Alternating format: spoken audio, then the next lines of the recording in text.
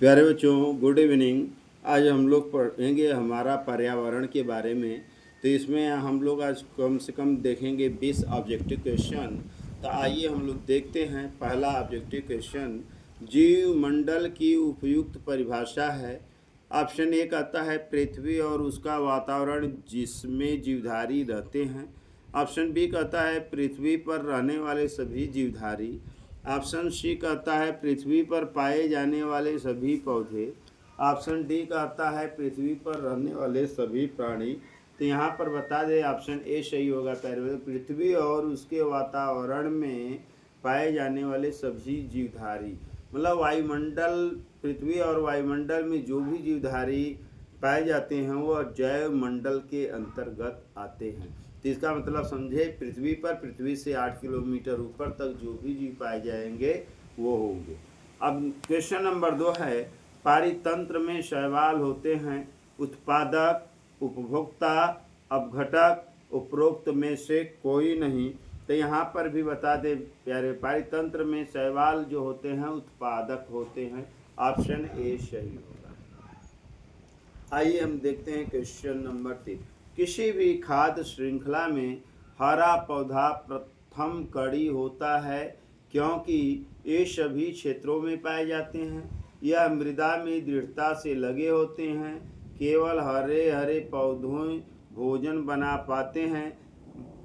D है, मांसाहारियों की तुलना में शाकाहारियाँ अधिक होते हैं। तो यहाँ बता दें प्यारे बच्चों, केवल हरे हरे पौधे ही भोजन बना पाते हैं।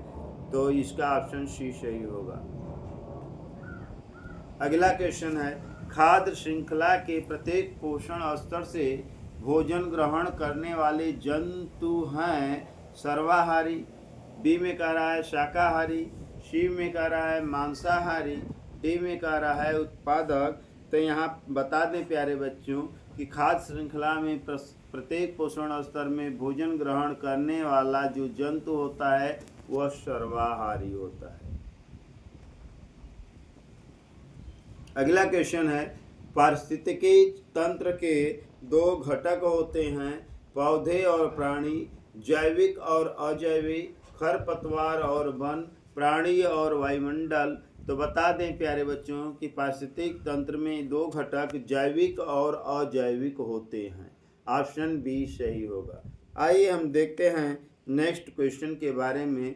तो जैव समुदाय में प्राथमिक उपभोक्ता है सर्वभक्षी, बी कहता है मांसाहारी, सी कहता है अपक्षभी, डी कहता है शाकाहारी। तो यहाँ बता दें प्यारे बच्चों कि जैव समुदाय में प्राथमिक उपभोक्ता जो होता है वो शाकाहारी होता है। ऑप्शन डी सही होगा।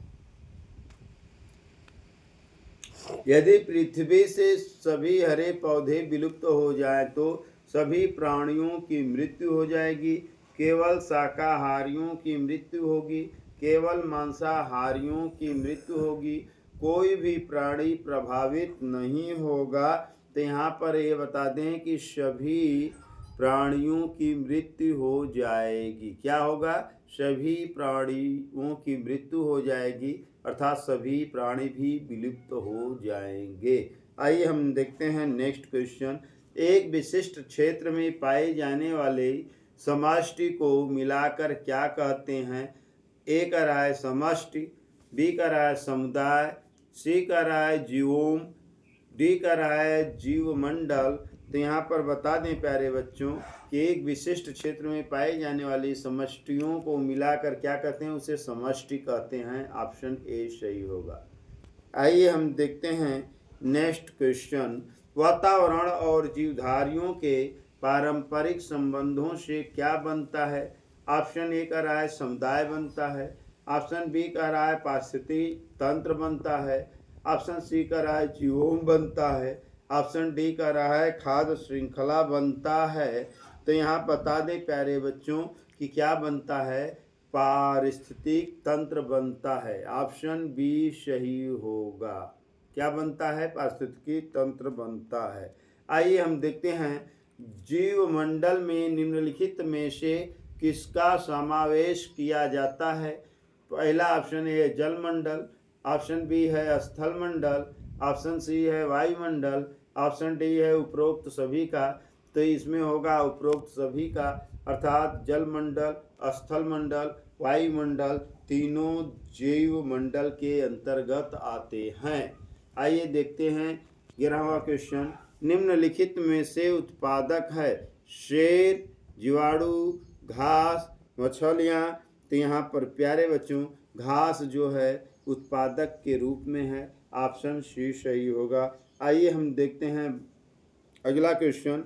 तो अगला क्वेश्चन है उत्पादक को भोजन बनाने के लिए आवश्यक है सूर्य की ऊर्जा, मृदा से पानी, वातावरण से कार्बन डाइऑक्साइड, उपरोक्त सभी। तो यहाँ पर बता दें प्यारे बच्चों उपरोक्त सभी होगा, ऑप्शन डी सही होगा।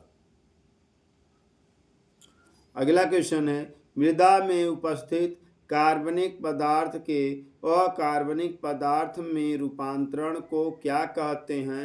तो कह रहा है पोषण भंडार, रासायनिक चक्र, खनिजीकरण, कार्बन चक्र। तो यहाँ बता दें प्यारे बच्चों उसे कहते हैं खनिजीकरण। तो ऑप्शन सी सही होगा। आइए हम अगला क्वेश्चन देखते हैं। वायुमंडल में नाइट्रोजन गैस की मात्रा कितनी होती है। तो कह रहा है नगण्य होती है, लगभग 1/4 होता है, लगभग 3/4 होता है।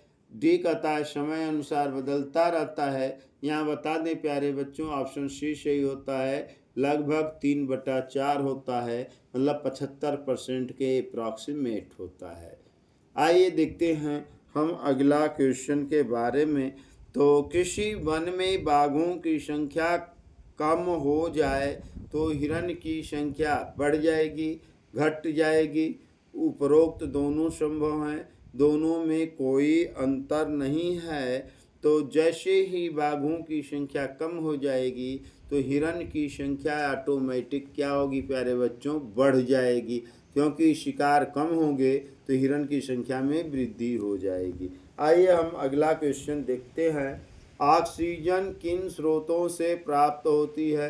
वायुमंडल से, जलमंडल से, उपरोक्त दोनों से, स्थल मंडल से। तो यहाँ पर होगा ऑप्शन सी भाई उपरोक्त दोनों से, मतलब ऑक्सीजन हमें वायुमंडल से भी प्राप्त होती है और ऑक्सीजन हमें जलमंडल से भी प्राप्त होता है, अर्थात उपरोक्त दोनों से होता है।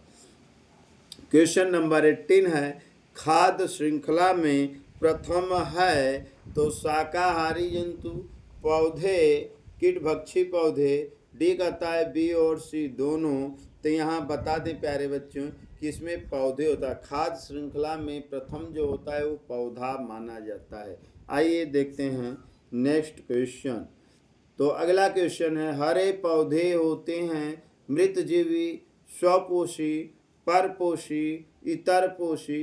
तो हरे पौधे जो होते हैं स्वपोषी होते हैं, अर्थात ऑप्शन बी सही होगा। अगला क्वेश्चन है प्रथम श्रेणी का उपभोक्ता होता है। करायशट होता है, छिपकली होता है, बाज होता है, चूहा होता है।